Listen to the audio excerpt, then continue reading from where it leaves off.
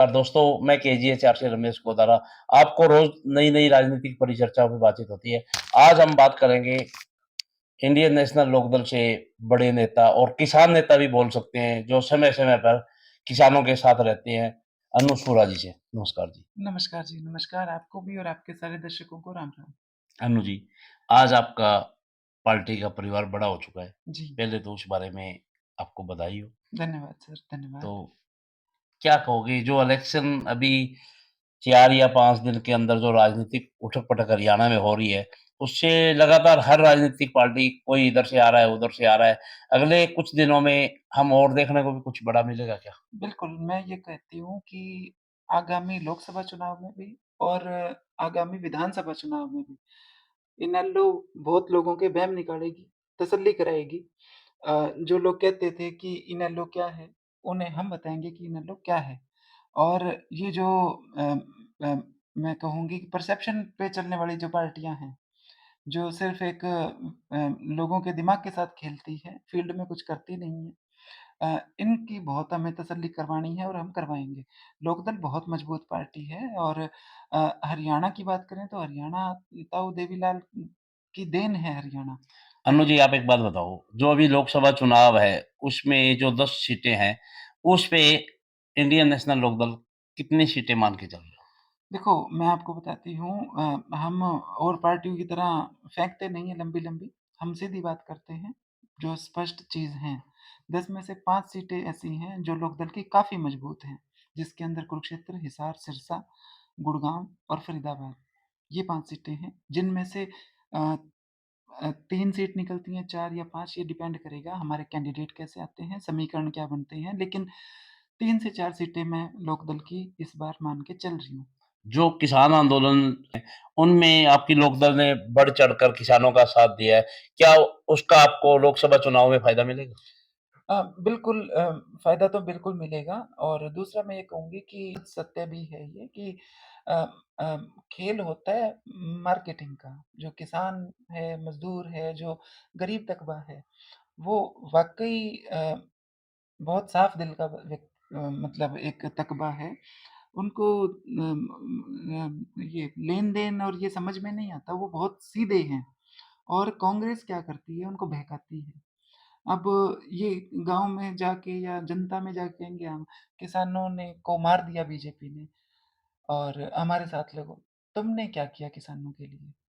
जब सवा साल किसान रोड पे बैठे रहे, तुमने क्या साथ दिया? इस्तीफ़े तुमसे दिए नहीं गए और उससे भी म मेन बात, ये जो काले कानून थे, जिसकी लड़ाई किसानों ने लड़ी, ये कांग्रेस के राज में तो ड्राफ्ट हुए थे। कांग्रेस पास नहीं कर पाई, बीजेपी ने पास कर दिए। क्यों नहीं बताते किसानों को? ये काले कानून लिखे तो कांग्रेस के हुए हैं और राज्यसभा में बीजेपी का बहुमत नहीं था। उसके बावजूद ये पास कैसे हो गए? और जिनको तुम राज़ी हो के पटके पहना रहे हो कि कांग्रेस में शामिल होगे, उनके साइन है काले कानूनों पे। अनुज मारो एक ना लात। अनुज एक बात बताओ, जी। आप बात-बात पे बीजेपी को कम और कांग्रेस को ज़्यादा कह रहे हो। क्या ये गठबंधन नहीं हुआ, उसकी कोई रीज़न है? हाँ, बिल्कुल आप कह सकते हो क्योंकि हम चाहते थे कि 10 की 10 सीटों पे बिल्कुल जड़ से मिटें बीजेपी को, लेकिन कांग्रेस नहीं चाहती थी। और फिर भी मैं आपको कहूँगी कि कांग्रेस का ज़िक्र इसलिए कर रही हूँ क्योंकि बीजेपी आज हरियाणा में बहुत डाउन वैसे भी जा चुकी है। तो बीजेपी तो है ही नहीं कॉम्पिटिशन में। अ, विपक्ष की बात होती है, विपक्ष में क्योंकि हम टारगेट इसलिए कर रहे हैं क्योंकि उछल पे सबसे ज़्यादा ये रहे हैं कि हम बड़ी पार्टी हैं, हम नेशनल पार्टी हैं। तो नेशनल पार्टी होना तो ठीक है, लेकिन नेशनल पार्टी होके किया क्या आपने? आपने किसानों के लिए, गरीब तबके के लिए, मज़दूरों के लिए किया क्या? अनुज जी, बाकी लगातार चर्चाओं में सुनने में आ रहा है, भई आपका हिसार लोकसभा से टिकट मिल सकती है, इंडियन हुँ, नेशनल लोकदल की हुँ। तरफ से। तो उसमें कितनी सच्चाई है? उसमें सच्चाई इतनी है कि आपने फ़ॉर्म भरा होता तो आपको भी मिल सकती थी। अ, लोकतंत्र के अंदर सबका अधिकार है इलेक्शन लड़ना और पार्टी ने आवेदन माँगे थे, तो हिसार के हमारे इनेलो के कई लोगों ने अप्लाई किया है और मतलब वो तो खुले आवेदन थे। अगर कोई भी व्यक्ति जो लोकदल से जुड़ा हुआ है, वो अप्लाई कर सकता था, तो मैंने भी किया है और हाँ, बिल्कुल आप आके देखो जब भी अनाउंस होंगे कैंडिडेट, तो कौन लड़ता है वो तो समय बताएगा। अनुज जी, आप अभी बता रहे हो भई 5 सीटें पे हम मजबूत हैं हुँ, और बीजेपी कह रही है 400 पार, हुँ। तो उनका वो समीकरण कहाँ बैठेगा? बीजेपी जो कह रही है उसको सीरियसली लेता कौन है? बीजेपी बीजेपी तो बहुत कुछ कहती थी। बीजेपी तो ये भी कहती थी 15-15 लाख खाते में आ जाएँगे। मतलब बात तो ये है कि देखो जो मीडिया होता है, उसे जब बात करनी है तो कुछ तो बात करनी है और जब ये सत्ता पक्ष इतना ज़ोर-ज़ोर से प्रचार कर रहा है ज़ोर-शोर से कि हम ये 400 पार जो भी तो मीडिया का भी एक मजबूरी हो जाता है कि क्वेश्चन बनाना भी कोई किसी और पार्टी का बन मिलता है, चाहे वो लोकदल का है, चाहे वो कामरेड है, चाहे वो बसपा का है, चाहे वो कांग्रेस का है, कि भई बीजेपी ये कह रही है, आपका क्या कहना है? लेकिन सच्चाई तो ये है कि बीजेपी जो कह रही है, उसकी कोई वैल्यू ही नहीं है आज की तारीख में। लोगों ने ये मान लिया कि ये कुछ भी कहते हैं, कहने दो, क्या फ़र्क पड़ता है? ये तो हरियाणा में 75 बार कह रहे थे। अनु जी आप 75 बार बता रहे थे। आपके ही परिवार से निकल के एक अलग पार्टी बनी थी, हुँ, जो सरकार में थे। अभी उनका सरकार से अलग हो गए हुँ, और सुनने में काफ़ी जगह चर्चाओं में है, वो तो आप ही बता सकते हैं, वो कह रहे हैं भई दादाजी के साथ आ सकते हैं। हुँ। उसमें कितनी सच्चाई है? देखो, उसमें इतनी सच्चाई है जितनी आपने कह दी कि चर्चा है। जब तक कोई घोषणा नहीं होती तो ये चर्चा ही है और हमने तो इस बारे में कोई मतलब कन्फर्म सूचना ना तो हमें मिली है और ना मेरे को उम्मीद है। तो ये जिस जिस तरह से मोदी 400 पार कर रहा है, जिस तरह खट्टर 75 पार कर रहा था, उसी तरह ये चर्चा है। ये परसेप्शन बनाए जाते हैं और हाँ, कुछ ऐसा होगा तो वो तो सामने आ ही जाएगा। हाँ, संभावना नहीं लगती। नहीं, परेशान है, मानसिक स्थिति ठीक नहीं है और इस स्थिति में व्यक्ति इस तरह के मतलब सिम्पटम्स आते हैं। तो मेरी संवेदनाएँ इनके साथ हैं। जेजेपी की बजाय मैं चेचेपी कहा करो, चेप थे ये 5 साल बीजेपी के। आखिरी में इनको धक्के मार के निकाला है। सरकार को इनकी ज़रूरत कभी थी ही नहीं, ये तो चेप थे, इसलिए इसको चेचेपी कहा करो कहना नहीं, चाहिए। सोशल मीडिया की बात बताओ, हुँ, वो तो पार्टियों की बात रही। आप लगातार आपको इंडियन नेशनल लोकदल हिसार से टिकट दे देती है और आप लगातार हर टोल पे, हर जगह किसानों के साथ रही है। हुँ। आप किसानों से कितनी उम्मीद कर सकते देखो, बिल्कुल 100% उम्मीद है और देखो राजनीति भी कई एक होती है ट्रेडिशनल राजनीति, जैसे आप देखोगे कि एक तो होता है ना कि जो संगठन के लोग होते हैं, वो आपके प्रोग्राम्स करवाते हैं कि अ, जैसे रैलियाँ होती हैं, पॉलिटिकल रैलियाँ होती हैं, पदाधिकारियों की ज़िम्मेदारी लगाई जाती हैं। एक तो वो होता है भीड़ इकट्ठी करना, एक होता है लोगों के अंदर काम करके पहचान बनाना। भी कांग्रेस के अंदर आज कोई ऐसा नेता नहीं है जिसकी पहचान हो, जिसने कोई लड़ाई लड़ी हो।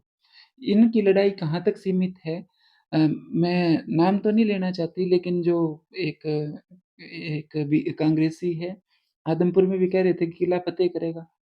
नहीं हुआ तो नहीं ख़ैर वो किला फ़तेह, लेकिन इस तरह के लोग हैं जो कह रहे हैं कि अब लोकसभा लड़ेंगे। लोकसभा तुम इस माइक पे ही लड़ लोगे क्या? तुमने कहाँ-कहाँ मचाने के अलावा किया क्या है? अब उनका एक बार आप बात करने का रवैया देखना, जैसे देरानी-जेठानी बोलती हैं, ऐसे तो वो बोलते हैं। ये मतलब और वो मंत्री रह चुके हैं। ये तो बोलने का सलीका है। वो बाट देखें लोकसभा की, सांसद बनने की। अरे वो तो बूढ़े टाइम थे और मजबूत आदमी के साथ लग रहे थे, तो हैं? तुमको जी, राजनीति में ले आए। जी। नहीं तो जिस तरह आप तरह की आपकी भाषा है लेकिन हाँ, ये है पैसा हो गया और पैसे की माया है। मीडिया के आगे काँव-काँव करे रखे है। तो उस काँका से तो वोट नहीं आएगा। हाँ, ये मैं कहती हूँ कि अभी जब मैदान में उतरेगी ना लोकदल, पाँख पाड़ देंगे इनकी, देखना आप। किसकी पड़ोगी? कौन-सी पलटेगी ये तो और बता दो? जो ये काँका मचा रहे हैं, नहीं, इनकी। काय आज आपने लगभग आपसे बात हुई, आप काय-काय का मतलब आप कांग्रेस पे आज सबसे ज़्यादा कांग्रेस पे आपका गुस्सा है। किस नहीं, वजह से? गुस्सा नहीं है, बात ये है कि मैंने आपको बताया कि भाजपा तो आज एक्ज़िस्ट ही नहीं कर रही। भाजपा के साथ तो एक वो है कि अंधभक्त कहते हैं जिसको मीडिया में, वो एक फ़िक्स इनके साथ हो गए मतलब जो मानसिक रूप से एक क्या आप हरियाणा के अंदर भाजपा को मुकाबले में नहीं मान रहे? नहीं मान रही, नहीं मान रही। भाजपा को मुकाबले में नहीं मान रही। इनके द्वारा मेंटली मतलब एक मेंटल मेकअप किए हुए लोग हैं, एक जो कुछ परसेंट ही बचे हैं अब हरियाणा में। मीडिया में कि पेट्रोल चाहे ₹2000 लीटर हो जाए, हम तो मोदी के भगत हैं। जी। तो वो कैटेगरी है, वो तो बची है, वो जब सरकार बदलेगी वो खत्म हो जाएगी, लेकिन जब तक सरकार है तब तक वो है। उसके अलावा भाजपा का अब कोई आम वोटर नहीं रहा है। तो उसके बाद बचता है विपक्ष। विपक्ष के अंदर सबसे ज़्यादा जो उछल रही है, वो उछल रही है कांग्रेस और गुमान इस बात का कि हम हैं नेशनल पार्टी। तो इस करके बिल्कुल उसका नाम आता है, वरना हमें क्या इंटरेस्ट है? हम तो जिक्र करके राज़ी नहीं हैं। लेकिन वो उछलते हैं ना, वो कहते हैं कि इनेलो से तो नुकसान हो जाएगा। हाँ, बिल्कुल हो जाएगा भई, थारा नुकसान करण खातिर ही बैठे हैं। ना करो नुकसान, आ जाओ हाथ जोड़ के, सीटें तुमको भी दे देंगे। इनको तो इज़्ज़त हज़म नहीं हुई। अन्नू जी, नुकसान कांग्रेस का या बीजेपी का? कांग्रेस ये कह रही है कि लोकदल जब इलेक्शन लड़ेगी तो कांग्रेस को नुकसान हो जाएगा। ये खुद ही अपने आप को सीनियर माने बैठे हैं। हम ये कहते हैं कि अगर तुमको नुकसान का डर है तो तुम क्या तो पार्टी हो? दम भरते हो तुम नेशनल पार्टी होने का, डरते हो तुम नुकसान से और फिर भी अगर तुमको नुकसान का डर है, तो आ जाओ हाथ जोड़ के, हम दे देंगे तुमको सीटें। एक जब तक इज़्ज़त रखनी थी ना, एक ये होती है व्यावहारिक बात, हमने बहुत इज़्ज़त रखी इनकी। बहुत हमने ये कहा कि विपक्ष अगर इकट्ठा होएगा तो हम तैयार हैं, लेकिन इनको इज़्ज़त हज़म नहीं हुई। आज हम कहते हैं, तुमको अगर डर लग रहा है, तो आ जाओ हाथ जोड़ के। बिल्कुल, अभी कित अभी बात है ना, राजनीति इतने डरपोक हो तो राजनीति में क्यों आए हो? ये तो यूँ सोचेगा हमने प्लेट में घाल के सांसद का पद दे दे जनता, क्यों भई? आज खुशबू आवत हर में, अन्नू जी, आपका आज तो गुस्सा सबसे ज़्यादा गठबंधन पे ही रहा है। क्योंकि आपने उस बारे में बात की। अगर आप किसी और टॉपिक पे बात करते तो हम उस पे बात करते। मैं ये कह रही हूँ कि थार में सो रमावे के, भई क्या अचीवमेंट क्या है तुम्हारी? जो तुमको प्लेट में डाल के सब कुछ मिल जाए, क्या अचीवमेंट है? बात ये है। अभी हम बात कर रहे थे अन्नू शूरा जी से और इन्होंने काफ़ी गरमा-गरम बात बताई है और कांग्रेस पे सबसे ज़्यादा बरसे हैं। आप इस बात से कितने सहमत हैं? कमेंट करके ज़रूर बताएँ। वीडियो को लाइक करें, शेयर करें, कमेंट करें।